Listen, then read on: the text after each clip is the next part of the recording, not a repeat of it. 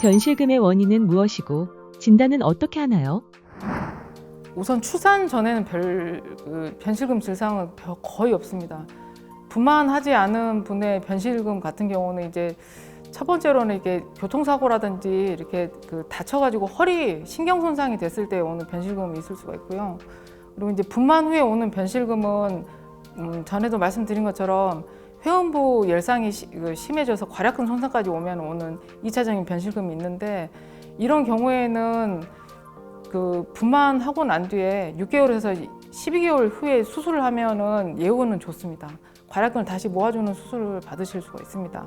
나이가 들어서 생기는 변실금이 있는데 굉장히 많이 오십니다. 그래서 제가 이것도 이제 고민을 했는데 검사를 많이 해가지고 환자분들한테 속상한 말을 드리기도 하고 희망적인 말씀을 드리기도 하는데, 나이 들어서 이제 오신 분들을 저희가 세 가지를 중점으로 생각을 하고 검사를 진행을 하게 됩니다. 1번은 장이 예민해가지고 내지는 소화력이 떨어져서 묽은 변을 많이 보면서 오는 변실금 환자분들 계시고, 그리고 아까 말씀드린 것처럼 회음부 열상이라든지 괄약근 손상 때문에 오는 괄약근 기능 문제로 오는 변실금도 있고, 그리고 이제 세 번째는 이거 잘 모르시는 분들이 많이 계시는데 요추와 천추, 골반뼈가 어긋나서 신경손상 때문에 오는 2차적인 변실금이 있습니다.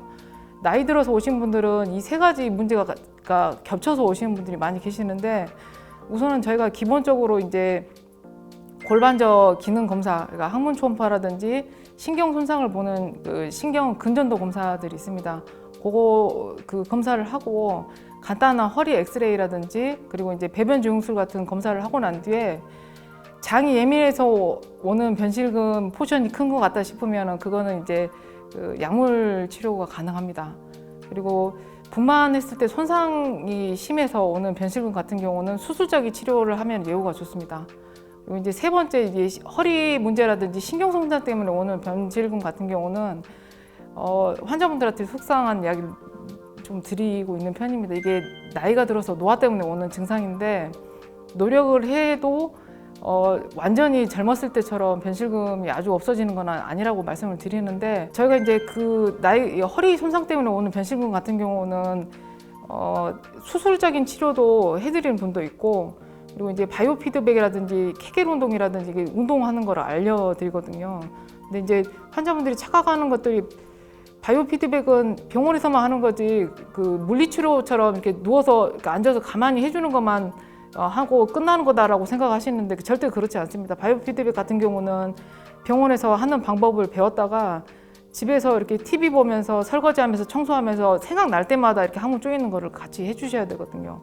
그러니까 저희가 이제 운동선수들이 다치고 난 뒤에 재발 운동을 1년 이상 하는 거랑 비슷합니다. 그래서 꾸준히 케겔 운동을 하시고 변이 묽은 거에 대한 거는 이제 약물 치료를 하는데, 저희가 이제 5년, 10년 단위로 봤을 때 나는 허리도 안 좋고 그냥 골반이 다 안 좋은 사람이야 하고 포기를 하고 케겔 운동 안 하시는 분들이 계시거든요. 근데 케겔 운동을 안 하신 분이랑 케겔 운동을 TV 볼 때마다 하신 분이랑 비교를 해보면 1년 뒤에 봤을 때는 차이가 많이 큽니다. 그래서 이게 이 노화라는 게 참 이게 아직도 풀리지 않은 숙제이긴 한데, 현재 그 증상만 바라보고 치료를 하시면 안 되고 1년 뒤에는 내 엉덩이 항문 근육이 힘이 더 떨어진다라는 생각을 가지시고 케겔 운동도 매일 이렇게 자주 하시고, 그리고 변비가 됐건 설사가 됐건 변이 안 좋은 거는 좀 적극적으로 교정을 하셔야 되는데, 이게 먹는 걸로 해결이 안 되면 요즘은 이제 비타민 C 먹는 것처럼 보조하는 좋은 보조제들이 많이 있습니다. 그걸 저희가 병원에서 이제 환자분 상태에 따라서 이렇게 구분해서 좋은 약을 드릴 수 있으니까 와서 내원에서 상담을 받고 노화에 맞서서 노화에 대항해서 이렇게 저항하면서 사시는 삶을 살았으면 좋겠습니다. 변실금을 알 수 있는 증상은 무엇이고 어떻게 치료하나요? 변실금도 사실은 정확하게 따지면 몇 가지 증상으로 구분을 해볼 수가 있습니다. 방구를 못 참는 분이 계시고, 묽은 변만 실금이 되신 분이 있고, 가만히 걷고 있는데 토끼똥 같은 게 팬티로 뚝뚝 떨어지신 분이 계십니다. 이게 증상에 따라서 이제 질환도 좀 구분이 되실 수가 있는데, 가스 실금이나 묽은 변 실금 같은 경우는 장이 예민해서 오신 분들이 꽤 많이 계십니다. 그때는 이제 그 대장 치료를 그 주안으로 하시면 안 되고 소화력이 떨어져서 생긴 물금병 같은 경우는 간이라든지 췌장 질환도 있으실 수 있습니다. 그러니까 췌장염이 심하시거나 담낭에 질환이 있거나 하면은 변이 많이 묽어지시거든요. 그래서 저희가 그 변실금 환자분들 오셨을 때 대장 검사만 하지 않고 위랑 복부 초음파를 같이 하시는데 또 이제 연세 있는 분들은 병원 오면은 이렇게 검사를 많이 한다고 하시거든요. 근데 저희가 실제로 검사를 해보면은 더 큰 질환을 발견해가지고 대학병원 가신 분도 많이 계십니다. 그래서 이게 변의 양상에 따라서 변실금 증상이 나타날 수 있지만은 그 이변에는 더 그 큰 병이 있을 수 있으니까 우선은 그 잘 모르시겠다 싶으면 와서 검사 받는 게 제일 중요하고, 그리고 이제 그 염소똥 같은 변이 뚝뚝 떨어지는 정도로 변실금이 있는 분들은 실제로 괄약근이 약해서 오시는 것도 있지만 장이 처져가지고 장 중첩이 된 그 증상 중에 하나가 그 토끼똥 같은 게 뚝뚝 떨어지시거든요. 그런 경우에는 또 이제 수술적 치료로 교정이 잘 되니까 와서 진찰을 받으시면 될 것 같습니다.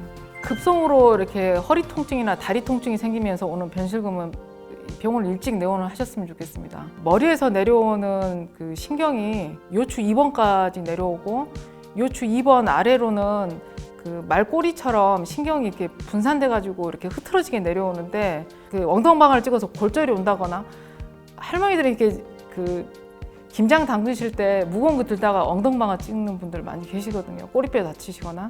그다음에 이제 그 말총머리 신경이라고 하고 마미 신경총이라고 하기도 하는데 그쪽이 순간적으로 확 눌려버리면은 변실금 증상이 옵니다.